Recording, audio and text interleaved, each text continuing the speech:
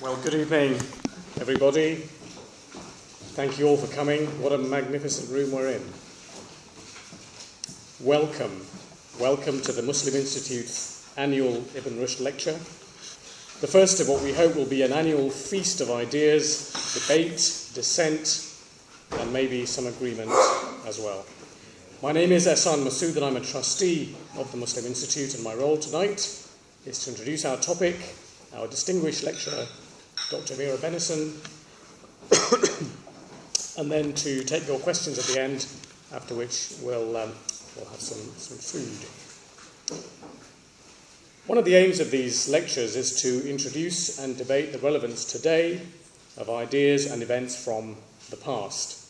Each year's lecture will be on a different topic, but tonight we're going to discuss the man himself, Ibn Rushd, or Averroes, whose name we're honouring in the title of the series. Perhaps it's not going to be a surprise to anyone here that we live in a time of great tension between faith and reason, if I can put it in its most simplistic sense. But there has always existed a tension within religions, within all religions, and you could call it a tension of literalism. The tensions between those who interpret belief, human behaviour, or the content of texts in a very literal way, and those who are more selective. And there's an additional tension too, that's also existed for centuries, and that's the tension of what you might call plurality or difference. The tension of difference, I would say, is perhaps more prevalent, tighter, stronger among Muslims than it is amongst others. And it's sometimes something that I wonder if we'll ever really be able to get right. Islamic societies have always comprised believers and non-believers from a multitude of schools, traditions, ways of behaving, ways of living. But unlike other communities, it's probably fair to say that we find it harder to acknowledge that difference and harder still to celebrate it. You might be Sunni or Shi'i, you might belong to the many later incarnations of Islamic belief or practice. You may decide the belief isn't something for you. But if you want to remain part of an Islamic community, you're pretty stuck, because by common consensus there is only really one or a few modes of existence, one or a few ways to comprehend the meaning of God, or to interpret Revelation, one way to define what it means to have an afterlife, one or a few ways to think about the nature of prophecy, and heaven help you, of course, if you choose to dissent. I was reminded of the quite incredible power of this consensus just quite recently by the story of the fall from official grace of Muhammad Assad, who many of you will know as being the writer and diplomat, published a translation of the Quran in 1980, and before that who wrote, of course, The Road to Mecca, a book that many Muslims and others have found to be quite inspirational. If there was ever an Islamic utopian of his time, one of those people would have been Muhammad Assad. He was born to an Austrian Jewish family. He converted to Islam, travelled extensively in Arabia, found a calling in the newly independent Pakistan, where he then became ambassador to the United Nations in New York, and later moved to southern Spain, where he died and is now buried in Malaga. For practically all of his life, he was revered, quite respected, until that is a most unlikely downfall, a downfall over the fact that he dared to be just that little bit different. If you're born into a Muslim household, it's quite likely you'll have learned the story of the Prophet's night journey, the Miraj, an event in which the Prophet in the dead of night journeys from Mecca to Jerusalem and then into the heavens before returning home in barely the blink of an eye. Now, in his translation, Assad agrees that the night journey was very important in a theological sense, but he adds that it was probably mystical, or mystic as he called it, and not physical. He was quite upfront about the fact that this is not the majority view of commentators, but it is held by an influential minority. This kind of careful caveating didn't really matter, because when the translation was published, all hell broke loose. The translator had committed that perhaps most cardinal of sins. He'd questioned something in the Holy Book, and for that he became a non-person in many of the countries where he was formerly very respected, including Saudi Arabia. Assad's translation went out of print quite quickly after 1980, and it's only just come back into circulation, but I haven't really checked if that particular phrase that he'd used is still there. Tonight we go 8 centuries further back in Spain to a period that many, including Muhammad Assad, saw as very much a multicultural golden age of convivencia, and we'll journey into the life of Ibn Rushd, remembered all over the world on street names, statues, postage stamps, but who also suffered towards the end of his life. Ibn Rushd was a jurist and a philosopher who found favour with the rulers of his day, but towards the end of his life was accused of heresy by his fellow scholars and exiled. In the Islamic East, he's kind of criticised sometimes for his defence of philosophy, but in Europe he's sometimes celebrated for the same thing. Tonight's lecturer, Dr. Amira Bennison, who's reader in the history and culture of the Maghreb and a fellow at Magdalen College at the University of Cambridge, will tell us more. She's the author of a number of books, the most recent of which is called The Great Caliphs, The Golden Age of the Abbasid Empire, and a book called Cities in the Pre-Modern Islamic World. Amira is a fantastic communicator, a great storyteller, and broadcasts regularly on television and radio. Many of you will have heard her on Thursday mornings on Radio 4 as a guest of Melvyn Bragg's In Our Time.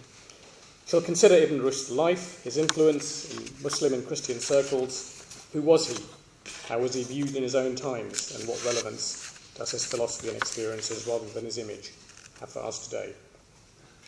Amira will speak for about 45 minutes, after which we'll have about the same amount of time for Q&A, at the end of which we'll have a vote of thanks from the Muslim Institute's director, Merrill Davis. Merrill, can you raise your hand? There you are. And after which we can then retire for more conversation and for dinner. So on behalf of Merrill and the staff, the fellows of the Institute, my colleagues on the trustee board, the editors of the magazine Critical Muslim, which this month is all about Al-Andalus, so sign up. And also our sponsors, the Halal Food Foundation. I hope you really enjoy tonight's event. The Halal Food Foundation is, of course, the perfect sponsor for this event, which will provide you with much food for thought and sustenance for the soul. Ladies and gentlemen, Amira Bennison.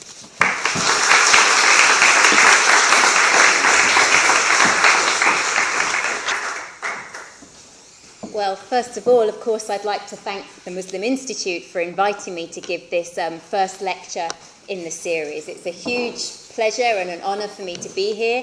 I'm very grateful to Ihsan himself for inviting me and talking to me about the topic and what we'd like to cover tonight. And I must admit, in a sense, I was slightly puzzled about this idea of Ibn Rushd, a man for our times, when I first thought about it, and I wondered in what ways he might indeed be a man for our times. And it did set me to thinking, and I hope we can explore some of the ideas that I'll throw out in the course of the lecture when it comes to the question and answer session. I started by thinking about Ibn Rushd himself as an exemplar and why he might be an exemplar in modern times, and how he's taken, what does he stand for people today. I know him as a historical character, not as a symbol, so I had to think how he was understood today. And I called to mind a conference I was invited to in Algiers around 2005 by the Haut Conseil Islamique in Algiers. And they very much presented Ibn Rushd as an emblem of open scientific and philosophical inquiry, whilst very much forgetting the age that he actually lived in, because whilst a lot of people have pointed to the centuries before Ibn Rushd's time in the Iberian Peninsula as being a time of harmony, the period in which he actually lived was probably one of the least harmonious moments in the history of the Iberian Peninsula and North Africa in Islamic times. So, obviously they were taking him as a symbol more than as a real historical figure. And he is often put forward as a model of a liberal, intellectually engaged Muslim, whom we might perhaps like to emulate. He's also sometimes seen as a patron of medicine, and thus a reminder of Muslim pride in Islamic medicine and in Islamic science more generally. And I also think he's quite popular, as Ihsan has suggested, as a Muslim who influenced Latin Christians and therefore Western thought, as a contributor to world civilization in a more general way, and someone who Muslims can be proud of.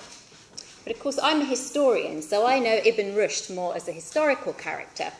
So I thought I would begin by telling you a little bit more about who he actually was, what he did in the course of his life, and the experiences he went through.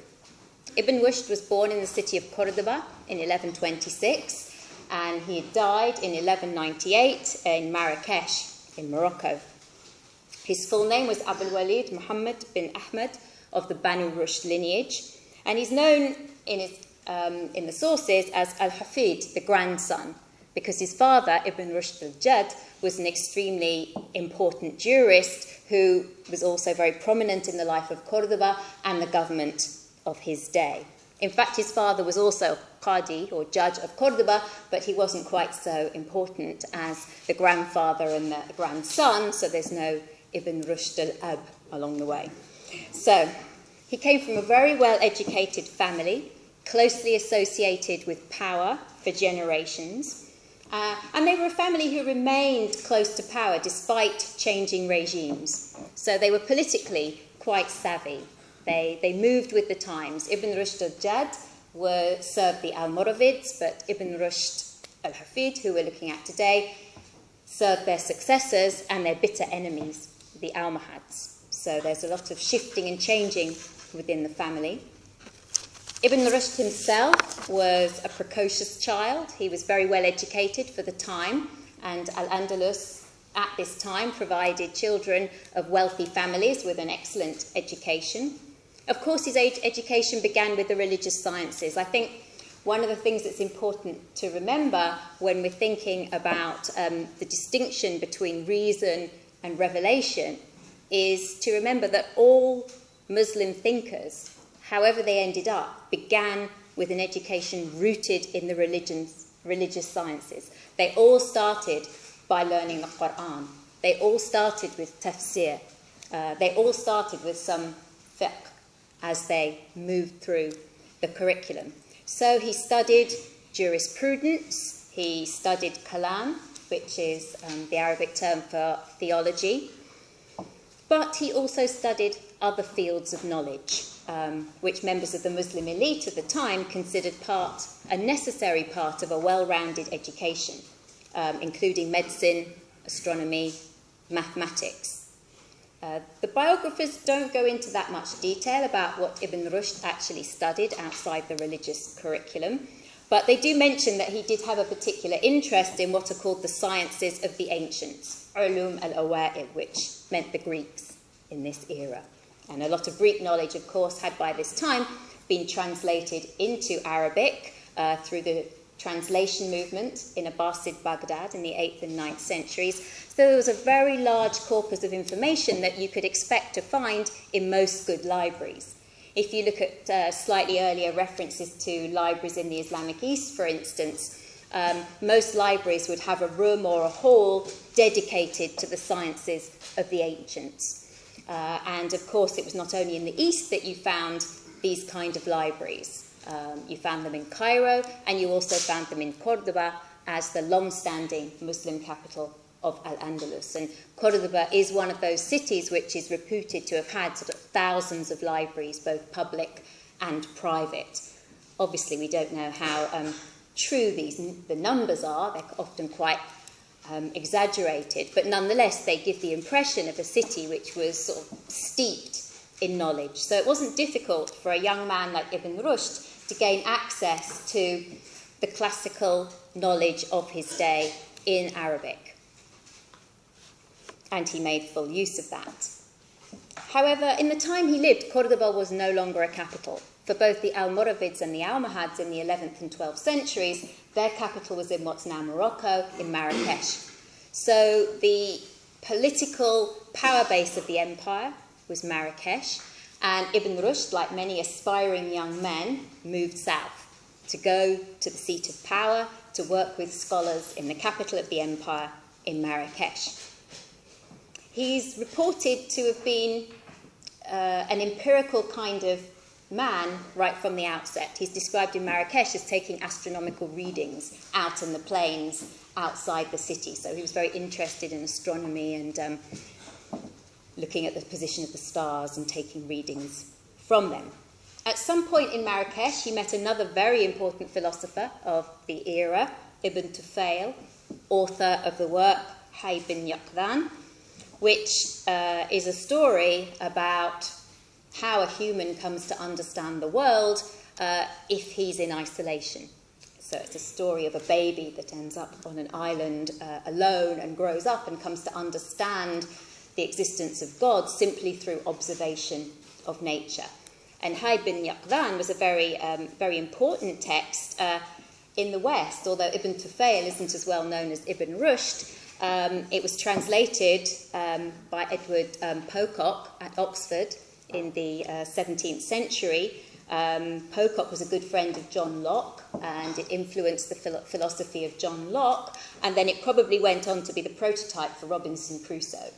So Hay bin Yaqzan was a hugely important text, although it's not one that we're perhaps aware of in this country always. Ibn Tufayl was also a physician, like many other scientists, and an intellectual companion of the caliph of the day. Yeah. Now, a key moment occurred in 1168 when Ibn Tufayl introduced Ibn Rushd to the Almohad caliph, Abu Yaqub Yusuf, who asked him a few philosophical questions. Now, it gives us an understanding of the time to hear that Ibn Rushd didn't really dare say anything. He was extremely worried that this might be a trap, and that if he started talking philosophy, he might get into trouble for his views, even at this early stage. So Ibn Tufayl is, and this is a story recounted in various sources, including Al-Maraqashi, a historian from Marrakesh, who wrote some decades afterwards, who reports that Ibn Tufayl kind of encouraged Ibn Rushd by beginning the conversation himself. And it soon became obvious that the caliph was quite familiar with philosophical ideas and quite open to a discussion about issues that could be sensitive from the point of view of the religious scholars. But this was an elite intellectual environment, as this kind of concern on Ibn Rushd's part shows. The favour that he was granted as a result might surprise you, because despite the fact that he was discussing philosophy with the caliph, his reward was the judgeship of the city of Seville, which he got in 1169. So even at this stage, he was also important in the juridical and legal sphere, as well as in the philosophical sphere. And subsequently, in 1182, he got the judgeship of his own hometown, Córdoba, at the same time as he became chief physician to the caliph, following Ibn Tufayl in that post. So he's a man right at the top in the Almohad Empire. However, in 1195, just over 10 years later, his life became very difficult. It was the reign of the next caliph, Yaqub al-Mansur, who succumbed to pressure from jurists, in fact from Ibn Rushd's hometown, Córdoba, who pronounced his philosophical work heretical, anti-Islamic, and possibly even unbelief, kufr, and had him internally exiled to the city of Lucena, something which I'll come back to in a bit. The caliph recalled him to Marrakesh after about 2 years and reinstated him in his post, but he died shortly afterwards. He was buried in Marrakesh, but his body was later moved back to his hometown of Córdoba. So that gives you a sort of a snapshot of his life, as we know it from various biographies. He was a very prolific scholar, so I shall now think a little bit more about his actual work. He was a religious scholar and a juridical scholar. He was also a philosopher and a physician, as we've seen. And although this is a debated point, I think we have to understand that he was an Almohad, that he participated in the Almohad movement, which had its own very particular ideology, which I'll talk about in a minute. And whether that was through conviction or pragmatism is very hard to say. But the fact that he held such important official positions in the Almohad Empire and some of his written works show that he was an Almohad. So he doesn't actually fit completely conveniently in either Sunni or Shi'i categories, which is something that obviously the later tradition is not very keen to engage with. He wrote many commentaries on the works of Aristotle, that, as I've said already, have been translated into Arabic in Baghdad, mainly in the 8th to 9th centuries.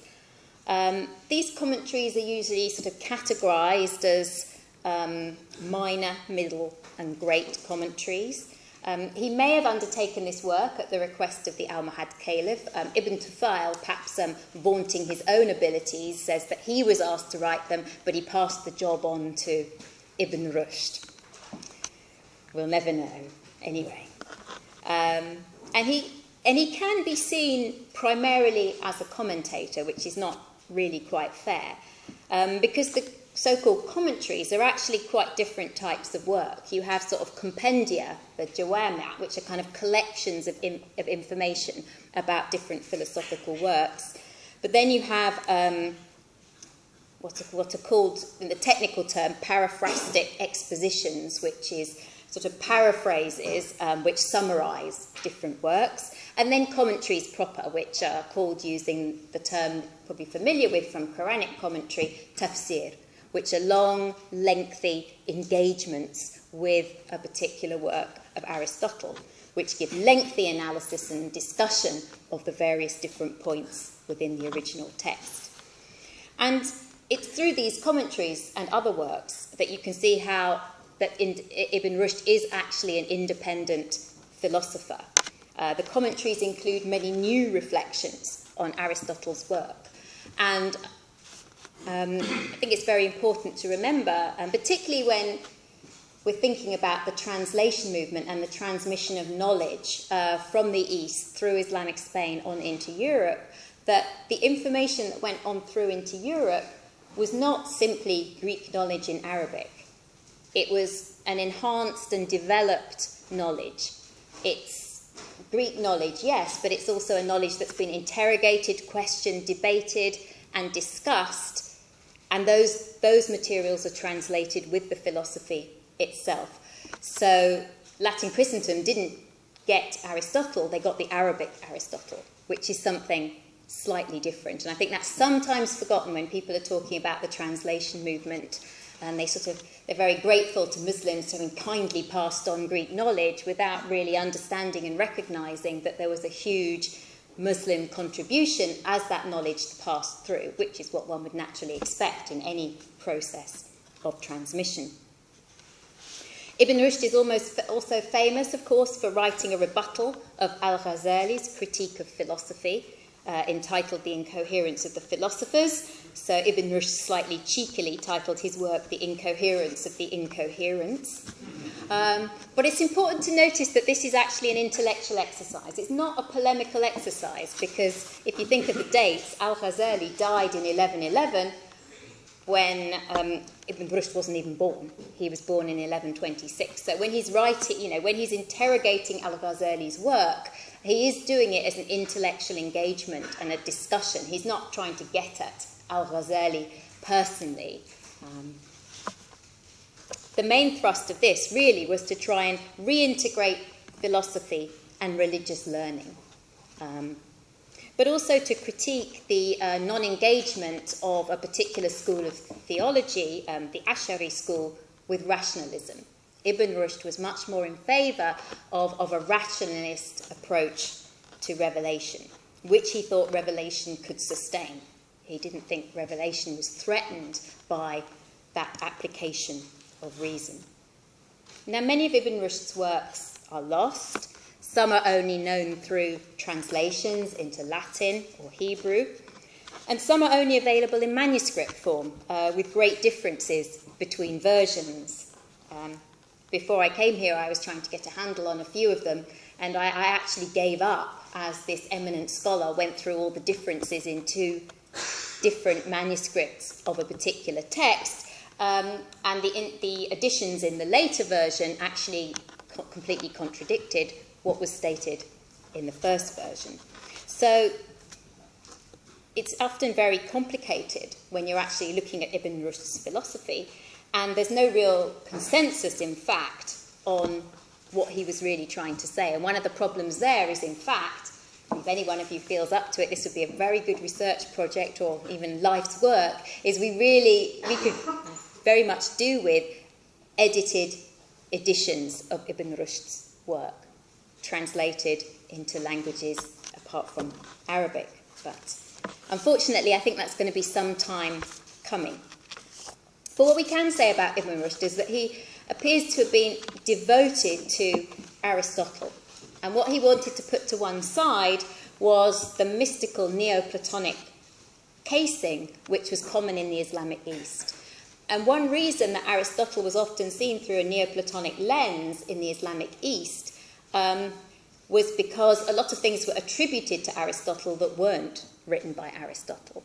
So there's a kind of a pseudo-Aristotle alive in the Islamic East, and people like Ibn Sina, Avicenna, were busy trying to reconcile different aspects of what they thought was the Aristotelian corpus, but they were actually trying to reconcile writings of different philosophers. And that could lead to a very fertile interaction with those sources. But Ibn Rushd was very focused on Aristotle alone.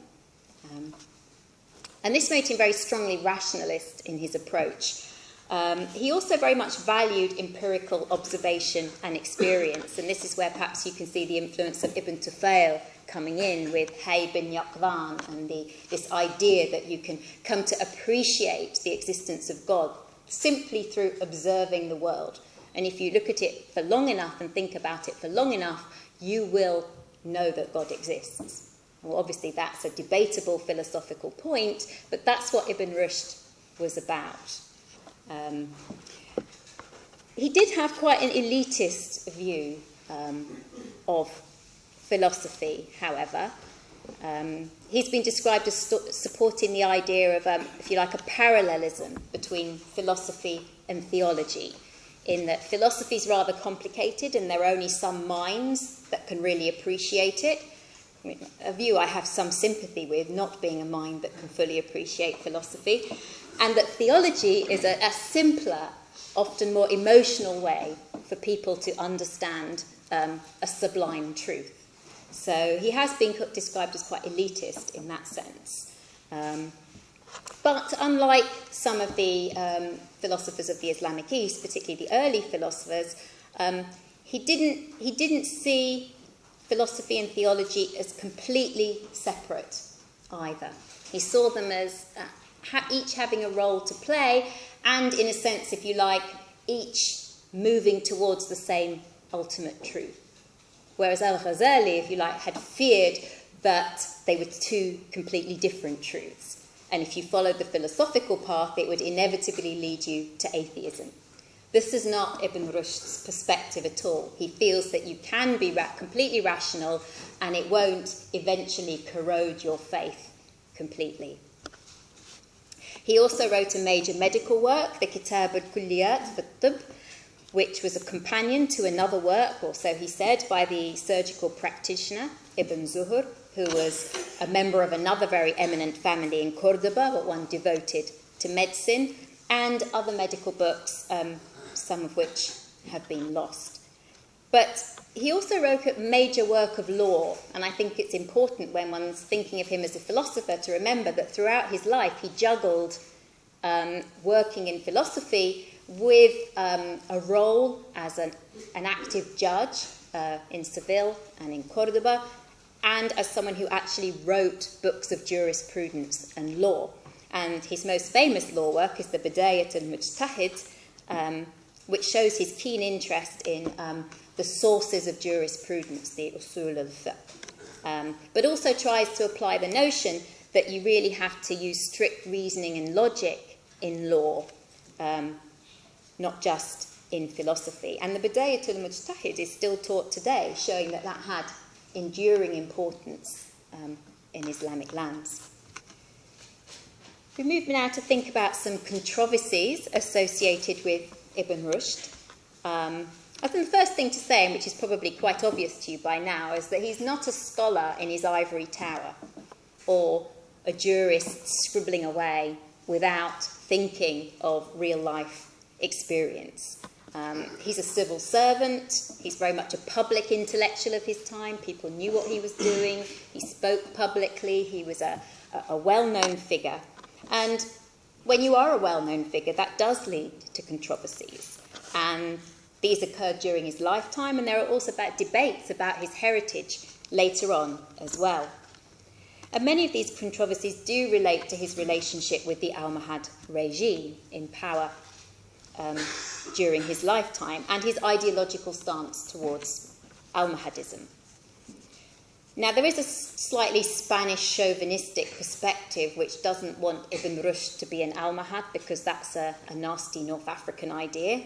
There's a tendency in Hispanic studies to want to claim Muslim scholars of the peninsula as Spaniards. But of course, they're not Spaniards in the sense of a modern Spaniard.